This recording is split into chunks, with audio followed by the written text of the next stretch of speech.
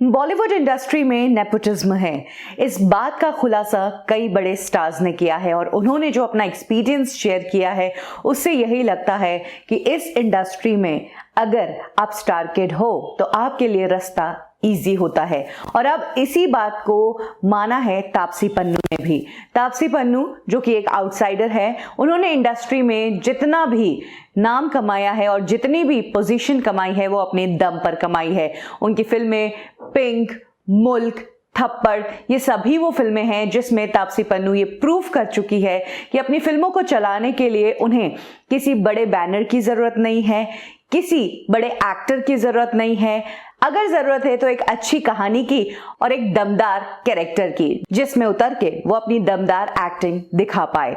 तापसी पन्नू ने इंडस्ट्री में नेपोटिज्म है इस बात को मानते हुए कहा है, इस इंडस्ट्री में एक आउटसाइडर को सरवाइव करना बहुत ही डिफिकल्ट है, बिना किसी गॉडफादर के और बिना किसी कॉन्टैक्ट के। और यही कारण है कि इस इंडस्ट्री में कनेक्शन बनाने में भी बहुत टाइम लग जाता है। तापसी पन्नू ने इस बात को माना है कि इस इंडस्ट्री में बॉर्न होके फिल्म इंडस्ट्री में घुसना बहुत ही आसान है। वहीं अगर कंपेयर करें आउटसाइडर्स को तो उनके लिए इस इंडस्ट्री में आने का रास्ता बहुत ही मुश्किलों से भरा है।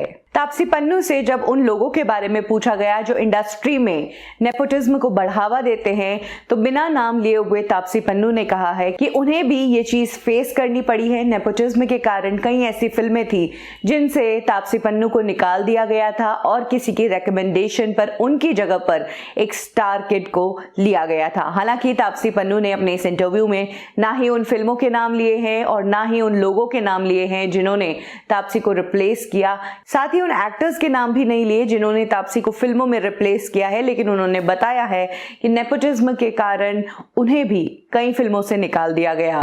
लेकिन इसके साथ ही उन्होंने नेपोटिज्म को बढ़ावा देने का जिम्मेदार पब्लिक को भी ठहराया है, क्योंकि असली पावर तो पब्लिक के हाथ में है।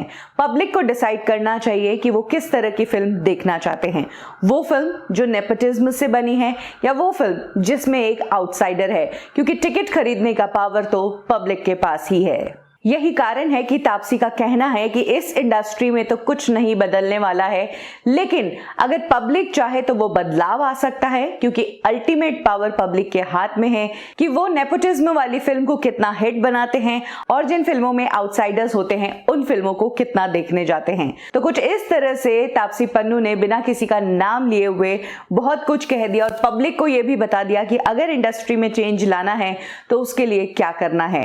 अगर आप चाहते हैं कि ये इंडस्ट्री नेपोटिज्म पर नहीं चले तो नेपोटिस्टिक जो फिल्में हैं उन्हें अवॉइड करें। और अब तो नेपोटिज्म को नापने के लिए नेपोमीटर भी आ गया है, जिससे ये बताया जाएगा कि किसी भी फिल्म में नेपोटिज्म की मात्रा कितनी है और क्या उस फिल्म को देखना चाहिए या फिर उस फिल्म को बॉयकॉट करना चाहिए।